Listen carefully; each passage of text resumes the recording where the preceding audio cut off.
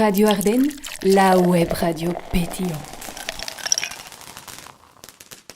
Alors Julien, avant de vous inscrire à Top Chef ou avant de participer réellement à l'épreuve, vous avez pris contact avec les anciens candidats belges comme Alexandre ou Jean-Philippe Watain pour voir un petit peu comment ça se déroulait ?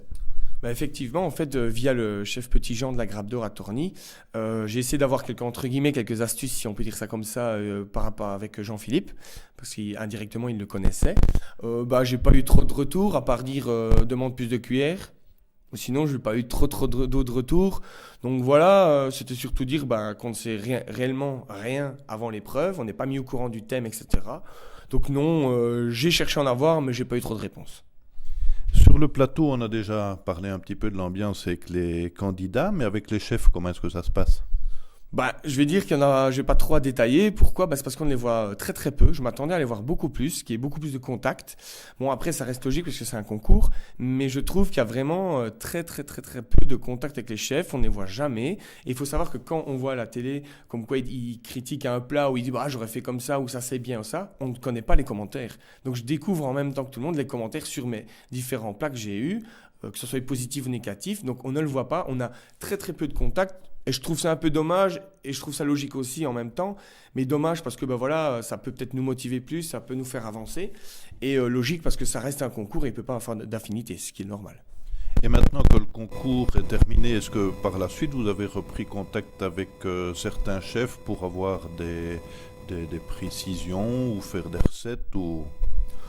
Non, parce que j'ai pas spécialement leurs coordonnées, donc voilà. Maintenant, j'espère que si je les croise dans la rue, ils vont me reconnaître. On ne sait jamais, hein. Je veux dire, j'ai déjà eu le cas avec des chefs qui sont venus sur des épreuves qui ne me reconnaissaient pas. Donc je veux dire, voilà, maintenant, non, je vais pas spécialement avoir contact. Maintenant, j'espère les rencontrer une fois et qu'on rediscute et qu'on papote un petit peu, ça pourrait être vraiment sympa. Après un beau parcours, vous avez été éliminé de la compétition après 9 semaines. Si c'était à refaire, que changeriez-vous ? Je me reposerai parce que voilà, je pense que ce qui m'a fait défaut, je pense, c'est de ne pas m'être reposé avant d'y aller. Donc je suis vraiment parti dernière minute en terminant mes bagages en vitesse, après avoir fini le garage. C'était très très vite et je me suis pas reposé. Et je pensais pas que ça serait aussi physique que ça. Il y a que ça. Sincèrement, il y a vraiment que ça.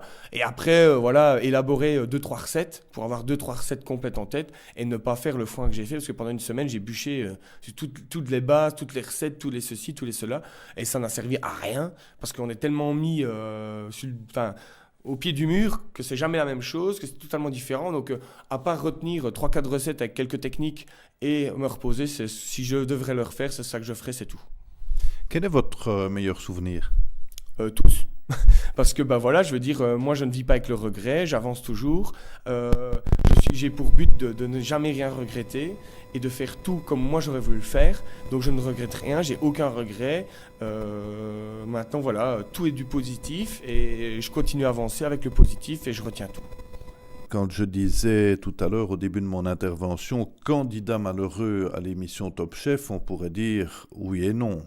Malheureux parce que je suppose que vous souhaitiez remporter l'épreuve, mais heureux quand même de la notoriété apportée. Je vais contrer tout de suite parce que non, je suis le plus heureux. Donc non, moi comme je dis toujours dans un concours, c'est jamais le vainqueur qui est le grand gagnant.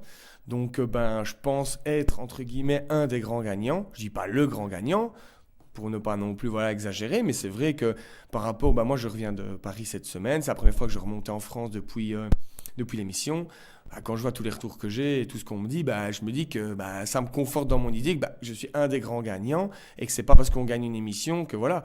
Moi, comme je dis souvent, mon but n'était pas de gagner. Hein. Moi, vraiment au fond de moi, je voulais avoir la veste et je voulais être 8e. Chose faite, contrat rempli, merci, au revoir. Donc aucun regret et non, pour moi, je suis pas du tout malheureux. Et quand on a vu le jour de mon départ, après 9 semaines, je pleurais, mais je pleurais de joie, quoi. Je veux dire, c'était un soulagement, j'étais vraiment fatigué, c'était une pression qui retombait. Voilà, c'était un peu plein de choses qui faisaient mais j'étais hyper heureux, hein, loin de là. Il n'y a aucun point négatif. Et Jules Cuisteau, il a des demandes pour aller travailler en France ? Ouais, Jules Cuisteau a des demandes pour aller travailler en France. Maintenant, je suis assez booké. Pour vous donner un exemple, les week-ends, je suis complet jusqu'en 2015.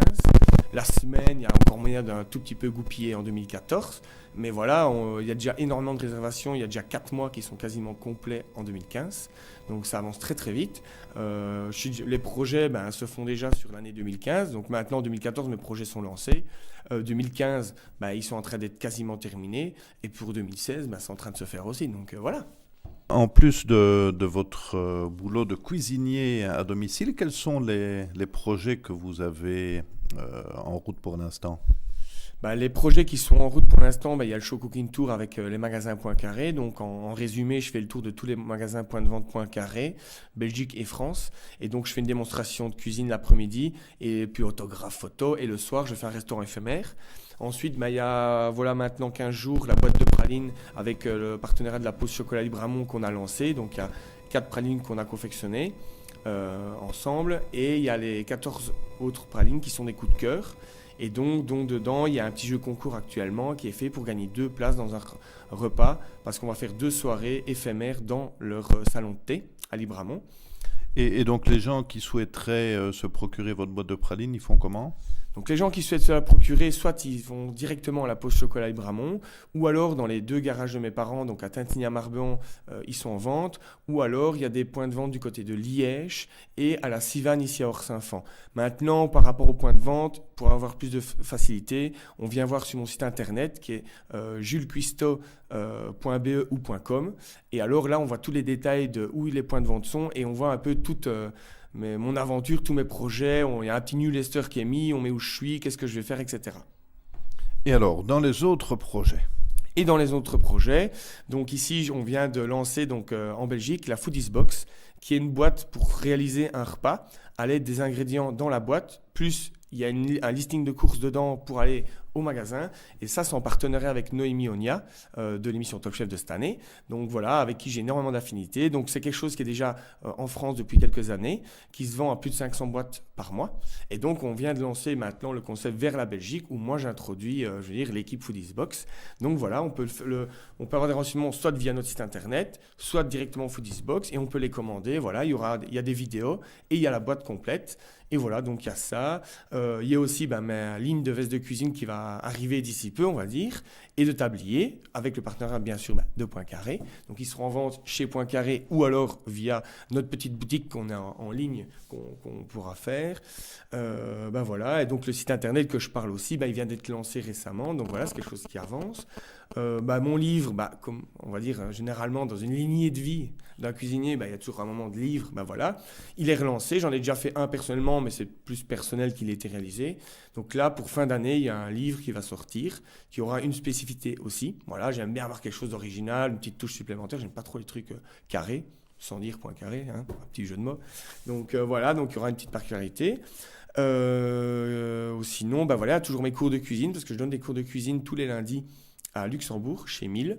Donc là, les sessions jusque juin sont toutes complètes. Il reste juste un lundi où il y a encore 4 places. Sinon, tout était rempli en une semaine. Donc il y a une vingtaine de dates.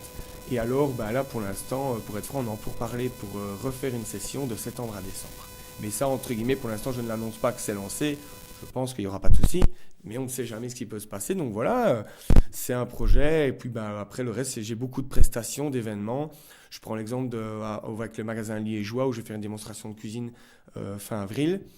Il y a aussi des événements avec le marché à l'église du samedi. Donc c'est une fois par mois, il y a un petit marché qui est fait. Donc là, je vais réaliser aussi une démonstration. Voilà. Il y a plein d'autres petites prestations comme ça, d'autres idées, mais qui sont en boîte qu'on ne va pas, entre guillemets, dévoiler tout de suite. Mais voilà, et ça, de toute façon, ça se saura, comme je dis toujours. Et pour avoir plus d'infos, je veux dire, si on va sur mon site, on voit toutes les actualités qui se passent.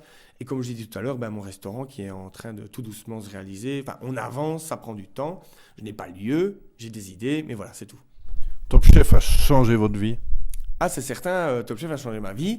Maintenant, comme je répète souvent aux personnes, je l'ai voulu. Donc, ça me fait hyper plaisir parce que je l'ai voulu. Après, ma vie personnelle ou autre, j'ai pas changé. Toujours le même. Maintenant, voilà, je l'ai voulu, j'ai plus qu'à avancer. Tous les projets que j'ai, il faut que je les réalise, que j'avance comme ça. Et voilà, donc ça a changé ma vie et c'est tout ce que j'ai voulu. Donc voilà, Voilà, moi je veux faire de la télé aussi, comme je le disais aussi tout à l'heure. C'est un petit projet qui me tient à cœur, qui est en pourparlers. Il faut savoir que Ludovic Daxet, Pékin Express, je m'entends très très bien avec lui. Déjà avant l'émission qui était diffusée, qu'il était dedans, je le connaissais un peu moins. Depuis l'émission, on s'appelle très très régulièrement, on se voit aussi fréquemment. Donc voilà, on a un projet commun. Mais maintenant, comme tout projet, c'est sur une table. C'est pas parce que c'est un projet que ça va être réalisé. Ça prend du temps. J'espère que ça va être réalisé parce que ça me tient vraiment à cœur de faire ça. Donc voilà, après, plein d'autres petits trucs. Hein. J'ai déjà enregistré un jeu télévisé. Parce que en fait je suis parrain d'une ASBL maintenant qui s'appelle Burundi ASBL, donc c'était pour récolter des fonds. Donc voilà, ça sera diffusé, c'est avec Jean-Michel Zeka sur RTL TVI. Je ne sais pas encore la date de diffusion, mais c'était fait. Après le verdict, je ne le dis pas. Merci Julien. Merci à vous. Radio Ardennes, la web radio pétillante.